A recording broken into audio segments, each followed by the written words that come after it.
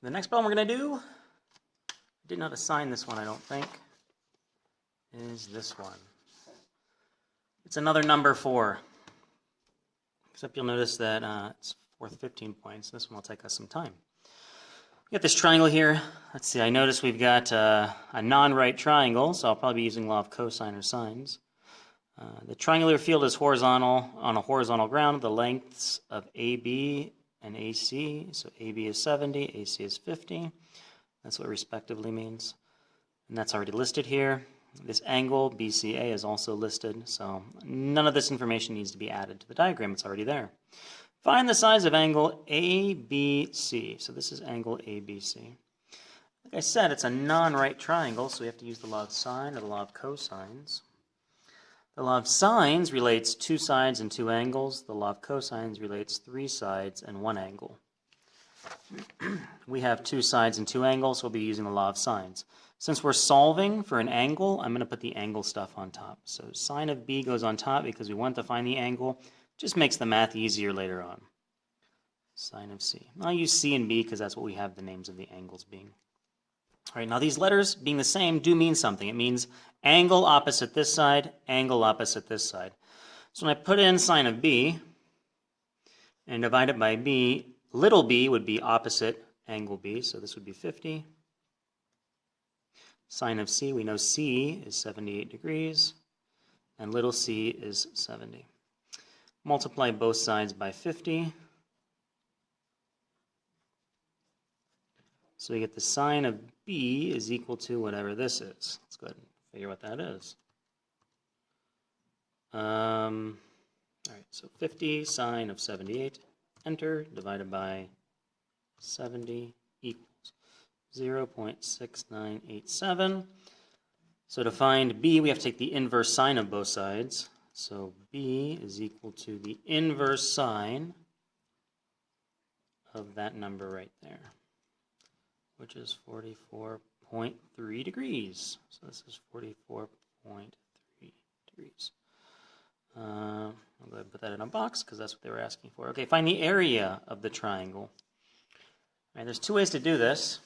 One of the ways is using this formula that they give you. The area of a triangle that's not right. And so now we have 2 sides and an angle that is included. So what this means is, again, this angle means something. This is not the angle A, this is area. This angle C falls in between sides A and B. So just like with this triangle we have angle A, this would be side A, angle B, this would be side B, angle C, this would be side C. So sides A and B, in between them is angle C. So what we have here is we can say the area is equal to 1/2 A, which would be this value. We don't have that value. We'd have to find that value. Times B times the cosine of 78 degrees. Right. So that's one way to do this problem. There's another way to do this problem as well, and I'm going to show you how to do that. This is the way I showed you in class. So I'm going to go ahead and redraw my triangle just because space is getting kind of cramped on there. This is 70, this is 50, this is 44.3, this is 78. And I think that's all we have. That's all the information we have. All right. So to find the area, what we can do is we can drop a perpendicular down to one of our bases. So this is the basic general area of a triangle is 1/2 the base times the height. But the base, if this is the base, the height is not any number going up. It's the value going up to the vertice that forms a right angle here. So we have to actually figure out what this value is for the height of a triangle if we're going to solve this problem. And so if we use this left side triangle, I'll call this L for the left triangle and this for the right triangle. Well, see, we just don't have enough information to use this little triangle to figure out what this height is. But if we use the right triangle, we almost do. For the right triangle, we don't know what this value is. We can't assume it's the midpoint. It's not given, and we can't assume. We can't assume this is 35. We do know this is 50. We want to find the height of the triangle. So if we had this angle, we would be set for using this triangle here to find the height of the overall triangle. And we can find this pretty easily because of the bigger triangle. Maybe I'll show you here. This bigger triangle, these three angles add up to 180. So I can actually solve for this angle because 180 minus these two angles will give me this angle. Let's go ahead and plug that into our calculator and see what we get. 180 minus 44.3 minus 78. This is angle A, 57.7. So I'm going to add that to this triangle here, 57.7. All right, so now I've got angle 57.7. I'm inside this right triangle. I'm interested in the opposite side. This is the hypotenuse of this smaller triangle. So I can actually use, let's see, opposite and hypotenuse, that would be sine. The sine of my angle, 57.7, is equal to the opposite side h divided by the hypotenuse, 50. So I can multiply both sides by 50. Cancel on this side, so the height is equal to this term, 50 times the sine of 57.7. 42.3, the units are meters, I believe. I'll double check that here in a sec. Yeah, we're dealing with meters. So that's my height, but that's not the answer. The answer is not what is the height, the answer is what is the area. So the area is equal to 1/2 the base. So if this is the height, this is the base, 70. And the height I just calculated to be 42.3. So we'll go ahead and put that in our calculator. 70 times 42.3, all of that divided by 2, gives us 1480 meters. So this is the area of the big triangle. All right, so that's that.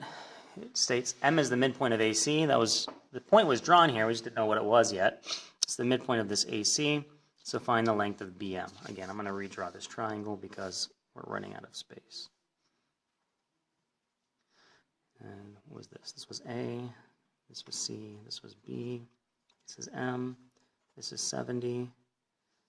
We don't know what that is. This was 44.3, this was 78, this was 57.7. We want to find this. This is what we're interested in. We know this whole thing is 50. And if this is the midpoint, we know that each of these are 25. And I think that's all we need. All right. So we want to find this. If we look closely, let's see, we got this side, this angle. All right. So with this non-right triangle, we have three pieces of information, the three sides. Again, we want this side. I'll just call it X. We want this side. We have these two. We have this angle. Sounds like law of cosine to me. Law of cosine says you can find the side, if you know what the other two sides are, in the angle opposite this side. Again, this is A, so this angle is opposite this side. And with our diagram, that's what we have. We want to know what this is, and this angle is opposite this side. So we can use the law of cosines directly. So it says the side we're interested in is equal to one of the other sides squared, plus the third side squared, minus 2 times one side times the other side, times the cosine of this angle opposite times the cosine of 57.7. So again, this is x squared. We're finding x squared right now. So 70 squared plus 25 squared minus 2 times 70 times 25 times the cosine of 57.7. It's a lot. I'm going to make sure I put it in correctly. Yeah. 3655 meters. Well, meters squared. The units aren't super important right now because we have to take the square root of both sides. Take the square root of both sides, we get x is equal to the square root of that number right there. X ends up being 60.5 meters. And that is BM. That's what we were looking for. X is BM, which is what they were asking for. All right. So we've answered that question. Moving on to the last section. I think this is the last section. Yeah, the next page is a new problem. It says calculate the elevation of N. Oh, we got some new information though. A vertical mobile phone mast. So here's we got the vertical mobile phone mast. Right? This is important, actually, this vertical part. Now, let's come back to that in a second. Is built to the field with its base at B. The angle of elevation of T from M is 63.4. That's given to us. N is the midpoint of the mast. That's given to us. All right, so we have to be really, really careful here because the drawing's in 2 dimensions, but the actual reality is 3 dimensions. So if we look back to the beginning, it says ABC is a horizontal field, or it's a triangular field on horizontal ground. So this lays flat. This triangle lays flat, and this is a vertical post.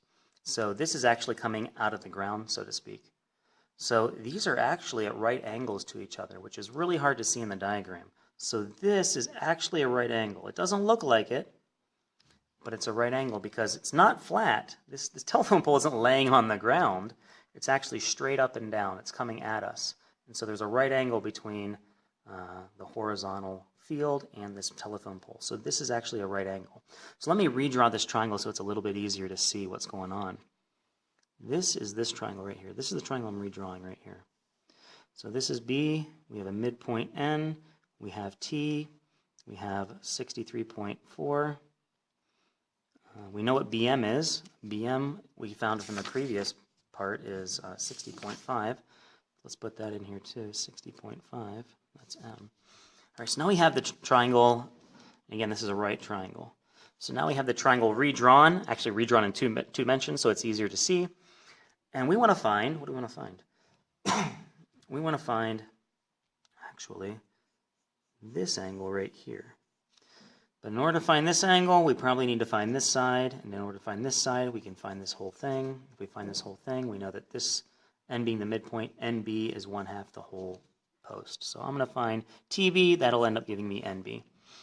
All right, so this angle, we're talking about the opposite side and the adjacent side. This is the hypotenuse of the triangle. Tangent relates the opposite side, TB in this case, the whole length TB divided by 60.5. So multiply both sides by 60.5. Cancels out on the right side. On the left side, I get 60.5 times the tangent of 63.4. It's 120.8 meters, but again, 3 significant figures. This should be 121 meters. So this is 121. This whole thing is 121, so this little one is half that. Okay, let's go ahead and redraw the new triangle, this triangle right here. Again, in 2 dimensions, it'll look a little easier, a little more straightforward. This is N, this is B, this is M. This is the new angle we're interested in. Again, if I were to draw this triangle actually is located here.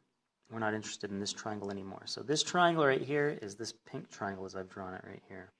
But we're now interested in this smaller version, this triangle right here. All right, so we have this. We know this is half of 121. So we take our previous number, divide it by 2, and we get 60.4. And if I divide this number by 2, I get 60.5. But if I divide this unrounded number by 2, I get 60.4. So I'm going to use 60.4 because it's a little more accurate. BM is still BM. BM didn't change. It's actually 60.5. So I can find this angle M, angle NMB, by again using tangent because I have the opposite and adjacent. So the tangent of angle M, as I've drawn it here, there's several angle M's. I'm talking about this angle, is equal to the opposite side, 60.4, divided by the adjacent side, 60.5. That seems odd that those numbers are so similar. Did I do this right? 65 is a tangent of 60. Yeah, that's just how it works out. Okay. All right, so 60.4 divided by 60.5 is almost 1. The tangent of M is equal to 0.998. To get M, I have to take the inverse tangent of both sides, so M is equal to the inverse tangent of 0.998. Which is equal to, let's find out, the inverse tangent of that number right there is 44.95. If I'm rounding the nearest 3 significant figures, it would be 45 degrees. All right, I think that's the end of the problem. Yep, calculate the angle of elevation. Calculate this angle of elevation from the ground up to N. Remember, this is 3 dimensions.